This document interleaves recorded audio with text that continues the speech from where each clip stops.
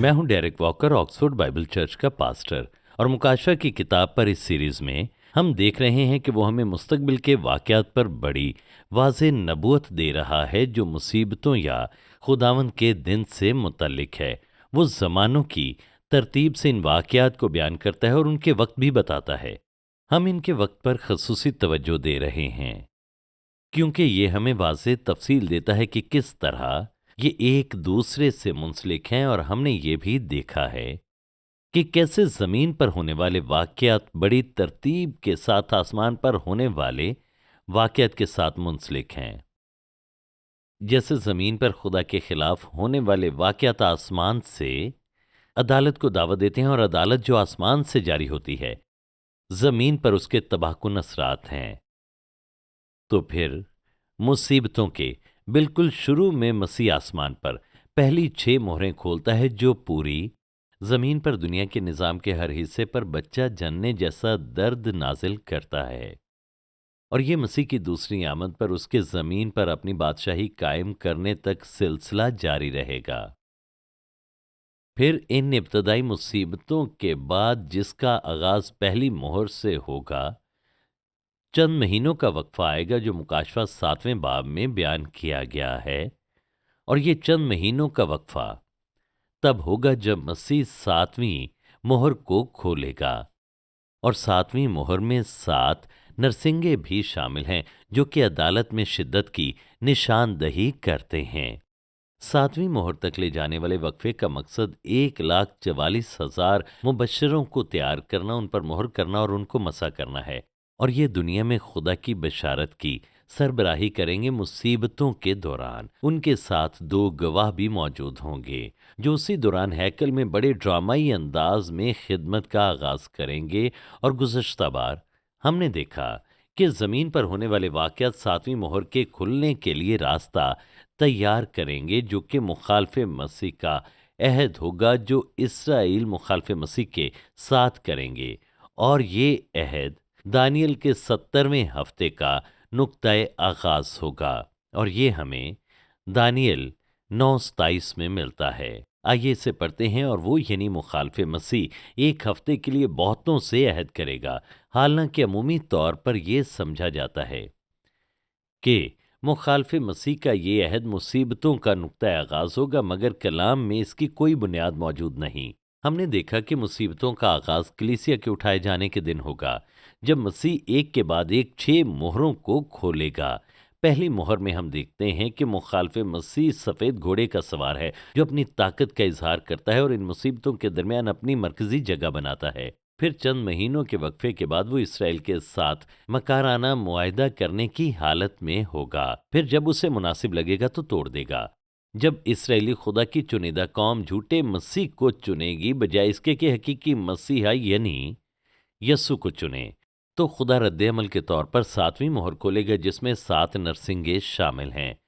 तब मुखालफ मसीह का मुआहदा जो कि 70वें हफ्ते का नुक्ता आगाज़ है और 2 गवाहों की खिदमत का आगाज़ है, मुसीबतों के बाद वकूफ़ पज़ीर होगा। और ये 7वीं मोहर और पहले नरसिंगे के साथ मुंसलिक होगा। और तब ही 1,44,000 भी अपनी खिदमत का आगाज़ करेंगे। ये दिलचस्प अमर है कि आसमान पर अदालत में शिद्दत ज़मीन पर मुखालफ मसीह की सरगर्मियों से मुंसलिक होगी। मिसाल के तौर पर पहली मोहर खुलने पर सफ़ेद घोड़े का सवार आता है जो कि मुखालफ मसीह का इख्तियार में आना है। 7वीं मोहर, जैसा कि हमने देखा, ज़मीन पर मुखालफ मसीह के इसराइल के साथ अहद के रद्द अमल में आसमान पर खोली जाती है। और बाद अज़ां हम देखेंगे कि 7वां नरसिंगा जो कि एक बहुत बड़ा इजाफा है, मुखालफ मसीह के खुदा की हैकल को तबाह करने के रद्द अमल के तौर पर फूंका जाएगा जो मुसीबतों के वस्त में होगा। अब हम नरसिंगों की अदालत के मुताले पर अपनी तवज्जो मरकूज करते हैं। मुकाशवा 8वां और 9वां बाब 6 नरसिंगों के फूंके जाने को बयान करता है मुसीबतों के पहले हिस्से के दौरान, जबकि 2 गवाह हैकल में गवाही दे रहे होंगे। ये 2 गवाह इन 6 नरसिंगों की अदालत का ऐलान पहले ही कर देंगे। और ये दुनिया के लिए तंबीह होगी कि देर हो जाने से पहले तौबा कर ले और कोई ये ना कह सके कि ये महज एक हादसा था, क्योंकि 2 गवाह पहले ऐलान करेंगे और बाद अज़ां ये वाक़यात वक़ूफ़ पज़ीर होंगे। اور ساری دنیا جانے گی کہ خدا عدالت کر رہا ہے، اور وہ دنیا کو توبہ کے لیے کہیں گے۔ اسی لیے جب یہ دو گواہ مخالف مسیح کے ذریعے قتل کیے جائیں گے تو تمام دنیا خوشی منائے گی، کیونکہ دنیا سوچتی تھی کہ یہ دو شخص دراصل ان کے مسائل کی جڑ ہیں، جبکہ وہ محض پیغام رساں تھے۔ ہم بعد ازاں مکاشفہ 11ویں باب میں دیکھیں گے کہ مصیبتوں کے وسط میں مخالف مسیح کے چوتھے روز عہد توڑنے پر ساتواں نرسنگا پھونکا جائے گا۔ وہ اسرائیل پر حملہ کرے گا اور ہیکل پر قبضہ کرے گا اور دو گواہوں کو قتل کرے گا، اور وہ 3 روز تک پڑے رہیں گے اور انہیں دفن نہیں کیا جائے گا، اور اور خدا انہیں مردوں میں سے پھر زندہ کرے گا، اور وہ پوری دنیا کی آنکھوں کے سامنے آسمان پر اٹھائے جائیں گے۔ لکھا ہے کہ دنیا کی ہر ایک آنکھ انہیں زندہ ہوتے اور آسمان پر اٹھائے جاتے ہوئے دیکھے گی، یعنی وہ سب ٹی وی پر دیکھ رہے ہوں گے۔ اور اس کے فوراً بعد چوتھے دن ان دو گواہوں کے سامنے اٹھائے جانے کے بعد، یعنی مخالف مسیح کے عہد توڑنے اور انہیں قتل کرنے کے بعد، جب وہ ہیکل پر حملہ کرے گا، 4 دن بعد وہ آسمان پر اٹھائے جائیں گے، اور پھر اس کے فوراً بعد ساتواں نرسنگا پھونکا جائے گا، اور یہ ساتواں نرسنگا بڑی مصیبت لائے گا، اور ہم ان تمام واقعات کو ان کے مقررہ وقت کے ساتھ دیکھتے ہیں۔ اب 7ویں مہر کے کھلنے کو دیکھتے ہیں، جو کہ دانیل کے 70ویں ہفتے کا آغاز ہے، اور جب 7 نرسنگے پھونکے جائیں گے، اور یہ پہلے 3.5 سال میں ہوگا۔ مکاشفہ 8:1 میں لکھا ہے، جب اس نے 7ویں مہر کھولی تو آدھ گھنٹے کے قریب آسمان میں خاموشی رہی، جو کہ عدالت میں اضافے کی شدت کے بارے میں بتاتی ہے، اور یہ زمین پر بڑے واقعات سے منسلک ہے، جو کہ مخالف مسیح کا اسرائیل کے ساتھ عہد باندھنا ہے، جو دانیل کے 70ویں ہفتے کے آغاز کی بنیاد ہوگی۔ اور پھر ہم یہاں پر دیکھتے ہیں کہ جیسے ہی 7ویں مہر کھولی گئی، لکھا ہے، اور میں نے ان 7 فرشتوں کو دیکھا جو خدا کے سامنے کھڑے تھے، اور انہیں 7 نرسنگے دیے گئے، جس سے پتہ چلتا ہے کہ 7ویں مہر میں یہ 7 نرسنگے شامل ہیں۔ 7ویں مہر میں باقی تمام مصیبتوں کی بقیہ عدالت شامل ہونی چاہیے، کیونکہ یاد رکھیں کہ زمین کی ملکیت کی دستاویز یہ 7 مہروں والی کتاب ہے، اور ان 7 مہروں میں سے کسی ایک کے تحت یہ سب ہونا چاہیے۔ اس لیے 7ویں مہر کے 7ویں نرسنگے کو باقی تمام عدالتوں کو جاری کرنا چاہیے، جو کہ پہلی 6 مہروں میں شامل نہیں تھیں۔ پھر ہم پڑھتے ہیں، اور وہ 7 فرشتے جن کے پاس وہ 7 نرسنگے تھے پھونکنے کو تیار ہوئے۔ تو 7ویں مہر کھلنے کے فوراً بعد یہ 7 فرشتے تیار ہوئے۔ اب مہروں کے کھلنے کی عدالت کے برعکس، جو کہ ساری مصیبتوں میں جاری رہتی ہے اور جیسے جیسے انجام کی طرف بڑھتی ہے شدید ہوتی ہے، یہ نرسنگے خصوصاً ان عدالتوں میں سے ایک ہوں گے جن کی فطرت مختلف ہے۔ یہ خدا کی براہ راست عدالتوں میں سے ایک ہوں گے جو ایک مخصوص وقت تک جاری رہیں گے، شاید یہ دن، ہفتے، مہینے یا سال تک رہیں۔ وہ مخصوص وقت تک رہیں گے جب تک کہ اگلا نرسنگا نہ پھونکا جائے۔ ہم آخری 3 نرسنگوں کے ساتھ واضح طور پر دیکھتے ہیں، جو کہ 7 میں سے شدید ترین ہوں گے، اور یہ 3 افسوس کہلاتے ہیں۔ 8ویں باب کی 13ویں آیت میں لکھا ہے، افسوس افسوس افسوس، 3 افسوس کیونکہ ان فرشتوں کے ان نرسنگوں کی آوازوں کے سبب سے جن کا پھونکا جانا بھی باقی ہے۔ تو 5واں نرسنگا پہلا افسوس بھی ہے، اور ہم دیکھتے ہیں کہ اتھاہ گڑھے سے زمین پر ٹڈیاں نکل پڑیں گی، جنہوں نے لوگوں کو 5 مہینوں کے مخصوص وقت کے لیے اذیت میں رکھا، یعنی 5واں نرسنگا 5 مہینوں کے لیے ہوگا، جو کہ ایک یقینی دورانیہ ہے۔ مکاشفہ 9:12 میں بیان کیا گیا ہے کہ یہ نرسنگے ایک کے بعد دوسرا ترتیب کے ساتھ پھونکے جائیں گے، اور پھر سے یہ زمانوں کے اعتبار سے ان کی ترتیب کو بیان کرتا ہے، اور پھر لکھا ہے، پہلا افسوس 5واں نرسنگا ہے، پہلا افسوس ہو چکا، دیکھو اس کے بعد 2 افسوس اور ہونے والے ہیں، تو آپ غور کریں، ایک نرسنگے کا وقت ہے اور وہ ختم ہوتا ہے، اور اس کے بعد اگلا نرسنگا پھونکا جاتا ہے۔ اس سے یہ بھی ظاہر ہوتا ہے کہ ہر نرسنگا ایک مقررہ وقت تک رہے گا، جو کہ دراصل मोहरों के खुलने से मुख्तलिफ होगा, जो एक बार खुलेंगी और मुसीबतों के इख्तिताम तक जारी रहेंगी। पांचवा नरसिंगा फूंका जाएगा और जैसे ही ये खत्म होगा, छठा नरसिंगा फूंका जाएगा, और जब ये खत्म होगा तो सातवां नरसिंगा फूंका जाएगा। और मुकाशफा 11-14 में इसकी तस्दीक होती है। लिखा है दूसरा अफसोस जो कि छठा नरसिंगा है, हो चुका।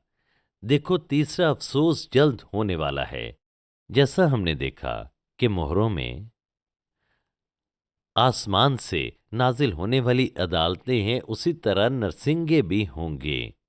6 मोहरों में खुदा ने दुनिया के निज़ाम के मुख्तलिफ हिस्सों से अपना फजल और रहम वाला हाथ उठा लिया, मगर 7वीं मोहर खुदा की तरफ से बराह रास्त अदालत लेकर आएगी, जब आसमान से इन 7 नरसिंगों के फूंके जाने से आफतें नाजिल होंगी।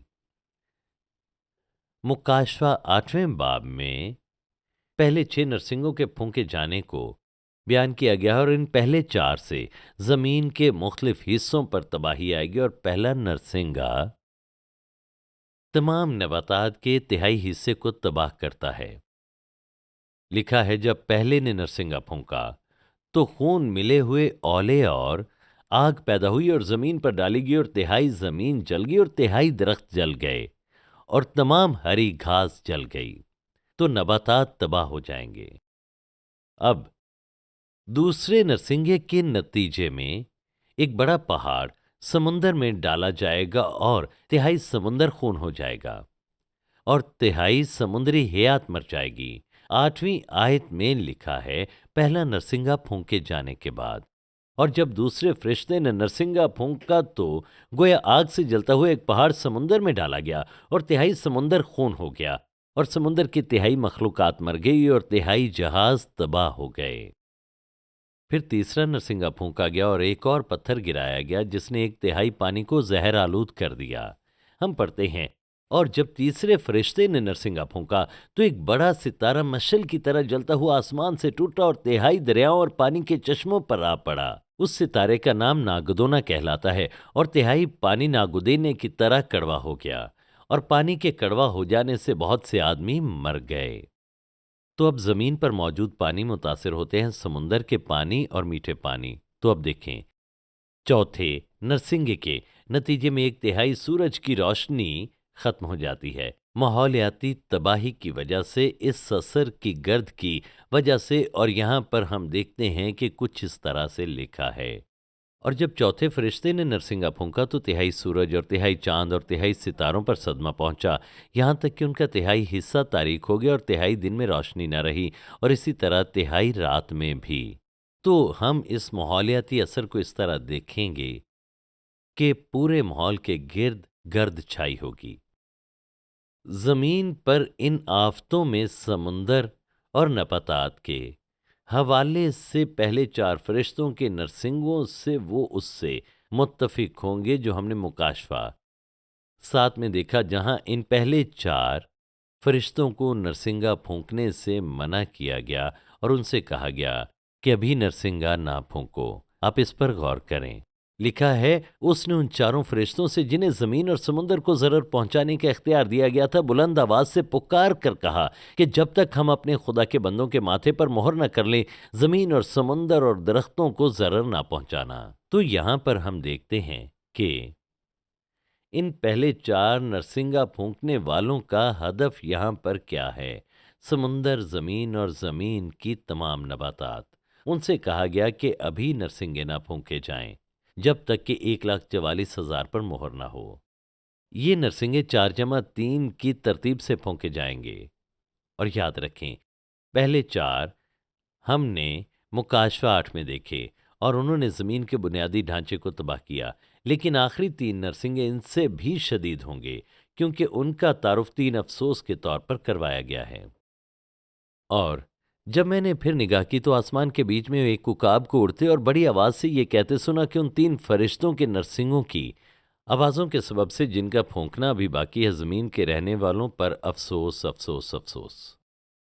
तो 5वां नरसिंगा पहला अफसोस है और हम मुकाशवा 9वें बाब में इससे मुतल्लिक पढ़ते हैं। और जब 5वें फरिश्ते ने नरसिंगा फूंका तो मैंने आसमान से ज़मीन पर एक सितारा गिरा हुआ देखा और उसे अथाह गड़े की कुंजी दी गई اور جب اس نے اتھاہ گڑھے کو کھولا تو گڑھے میں سے ایک بڑی بھٹی کا سا دھواں اٹھا اور گڑھے کے دھوئیں کے باعث سے سورج اور ہوا تاریک ہو گئی، اور اس دھوئیں میں سے زمین پر ٹڈیاں نکل پڑیں اور انہیں زمین کے بچھوؤں کی سی طاقت دی گئی۔ یہاں پر لکھا ہے کہ انہیں بچھوؤں کی سی طاقت دی گئی، اور حقیقت یہ ہے کہ یہ ٹڈیاں کہلاتی ہیں، مگر یہ اتھاہ گڑھے سے ہیں تو یقیناً یہ بدروہیں ہونی چاہیے۔ تو اس گرائے گئے فرشتے کو اجازت ملتی ہے کہ اتھاہ گڑھے سے بدروہوں جیسی ٹڈیوں کو آزاد کرے جو اس وقت زمین کے نیچے قید ہیں۔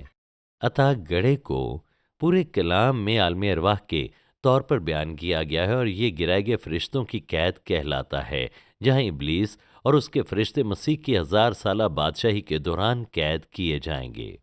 تو پانچویں اور چھٹے نرسنگے کے افسوس کہلانے کی وجہ یہ ہے کہ یہ پہلے 4 نرسنگوں سے شدید ہوں گے، کیونکہ ان میں ہم یہ دیکھتے ہیں کہ ابلیسی طاقتیں ماحول پر حملہ کرنے کی بجائے براہ راست آدمیوں پر حملہ کریں گی اور انہیں اذیت دیں گی۔ آئیے ان سے متعلق مزید پڑھتے ہیں۔ یہاں لکھا ہے، اور ان سے کہا گیا کہ ان آدمیوں کے سوا جن کے ماتھے پر خدا کی مہر نہیں، زمین کی گھاس یا کسی ہریاول یا کسی درخت کو ضرر نہ پہنچانا، اور انہیں جان سے مارنے کا نہیں بلکہ 5 مہینے تک لوگوں کو اذیت دینے کا اختیار دیا گیا۔ اور ان کی اذیت ایسی تھی جیسے بچھو کے ڈنک مارنے سے آدمی کو ہوتی ہے۔ ان دنوں میں آدمی موت ڈھونڈیں گے مگر ہرگز نہ پائیں گے، اور مرنے کی آرزو کریں گے اور موت ان سے بھاگے گی۔ تو یہ بدروہیں ضرر پہنچانے کی طاقت رکھتی ہیں، مارنے کی نہیں، اور ان کے پاس یہ طاقت صرف 5 ماہ کے لیے ہے، جس سے ظاہر ہوتا ہے کہ نرسنگوں کی ہر عدالت ایک معین مدت کے لیے ہوگی۔ یہاں یہ مدت 5 مہینے ہے۔ جب یہ رکے گی تو اگلا نرسنگا پھونکا جائے گا، اور دیکھیں ان بدروہوں کو ایمانداروں کو ضرر پہنچانے کی اجازت نہیں، کیونکہ ان پر خدا کی مہر کی گئی ہوگی۔ وہ غیر ایمانداروں کو ضرر پہنچائیں گی، جو ہمیں مکاشفہ 11:10 کی یاد دلاتا ہے، جہاں پر دنیا ان دو کو الزام دے گی کہ ان کی وجہ سے یہ آفتیں آئی ہیں، اور ایک آفت ان بدروہوں کا آنا ہوگا، اور یہ 2 گواہ ہی ہیں جو 5ویں نرسنگے کا اعلان کریں گے، جس سے یہ اذیت دینے والی بدروہیں آئیں گی۔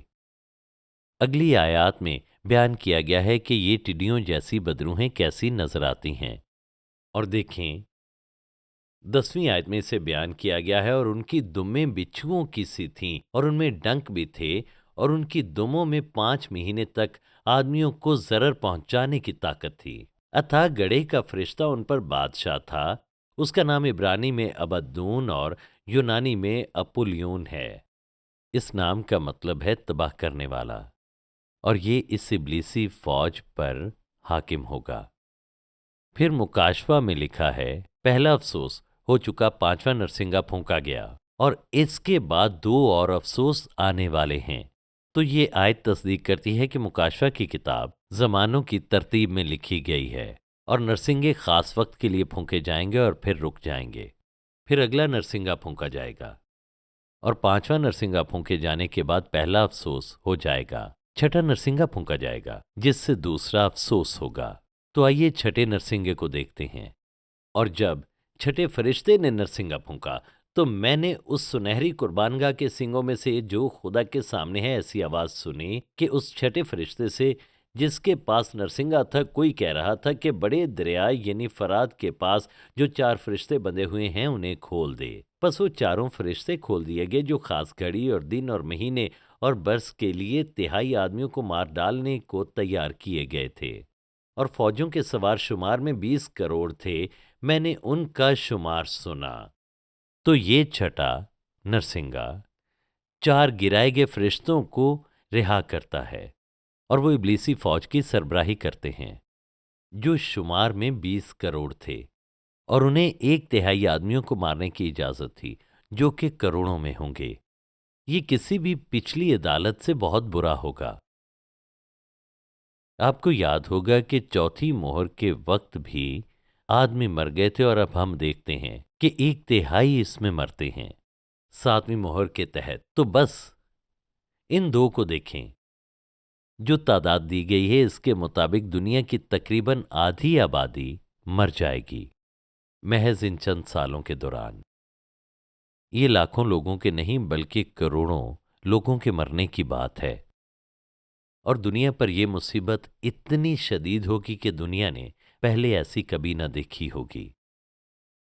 مکاشفہ میں ان ابلیسی قوتوں کے متعلق مزید بتایا گیا ہے اور کیسے یہ لوگوں کو ماریں گے۔ 17ویں اور 18ویں آیت دیکھیں۔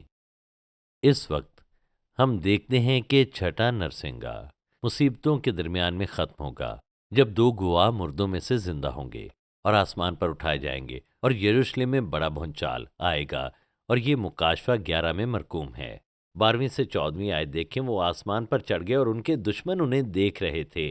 پھر اسی وقت ایک بڑا بھونچال آ گیا اور شہر کا 10واں حصہ گر گیا، اور بھونچال سے 7,000 مرے اور باقی ڈر گئے، اور آسمان کے خدا کی تمجید کی۔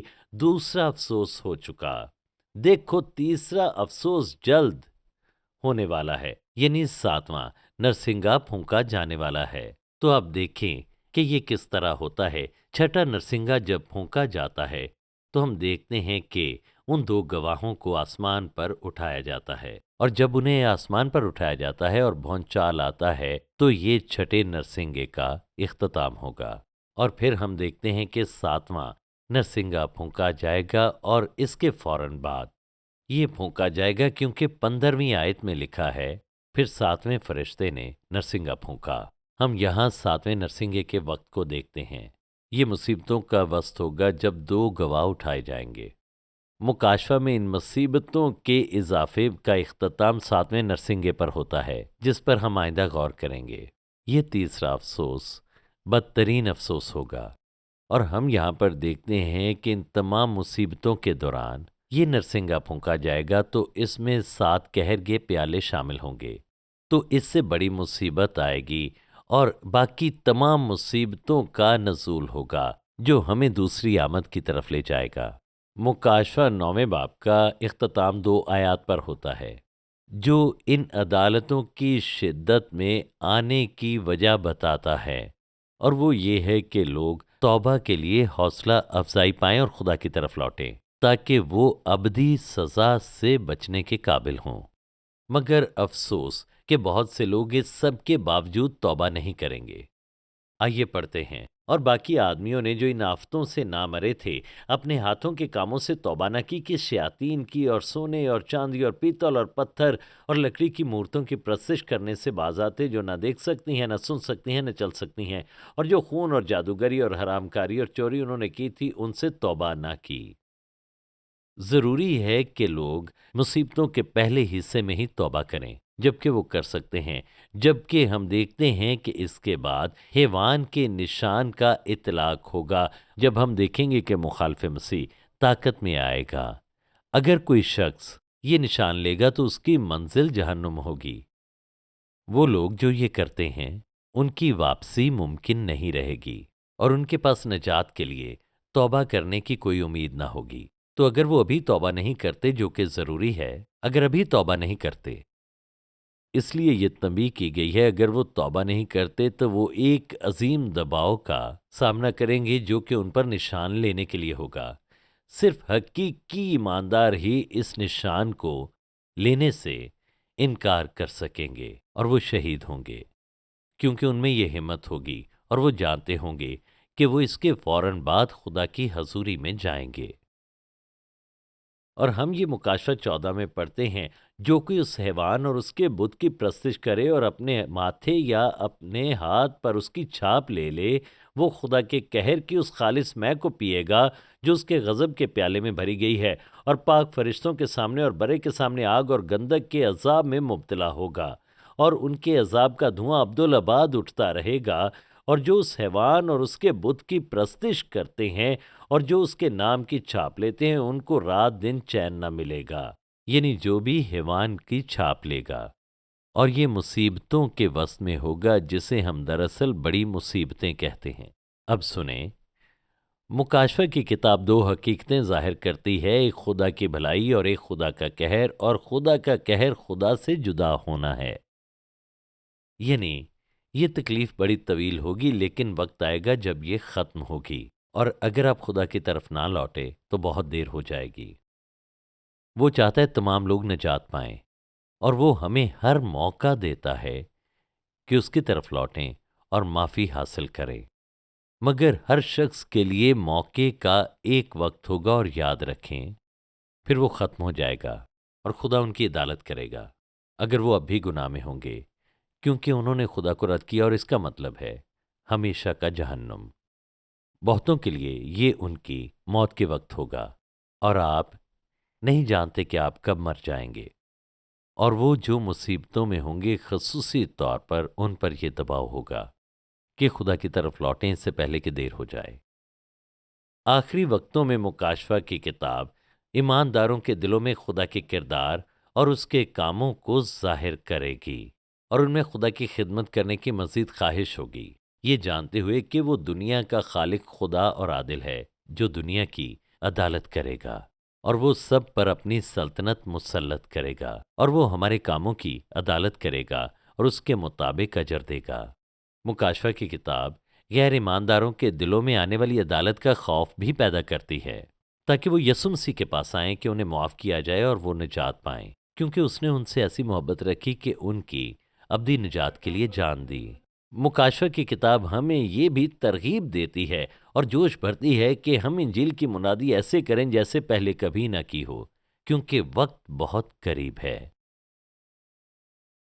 اگر آپ مکاشفہ کی کتاب میں سے ہمارے پروگرام سے برکت پا رہے ہیں اور مزید گہرائی میں جاننا چاہتے ہیں، تو میرے پاس یہ CD سیریز موجود ہے جس میں میں نے بڑی گہرائی سے بیان کیا ہے۔ ہر باکس میں 7 یا 8 سیریز ہیں۔ مکاشفہ کی کتاب حصہ اول، مکاشفہ کی کتاب حصہ دوم، مکاشفہ کی کتاب حصہ سوم۔ ہم نے مکاشفہ کی پوری کتاب پر بات کی ہے، اور آپ آیت با آیت اس پوری کتاب کو یہاں پر دیکھ سکتے ہیں، اور آپ جس دور میں ہم رہ رہے ہیں اس سے سمجھنے کا عظیم استحقاق پائیں گے جو کہ جلد ہونے والا ہے، اور تم سچائی کو جانو گے۔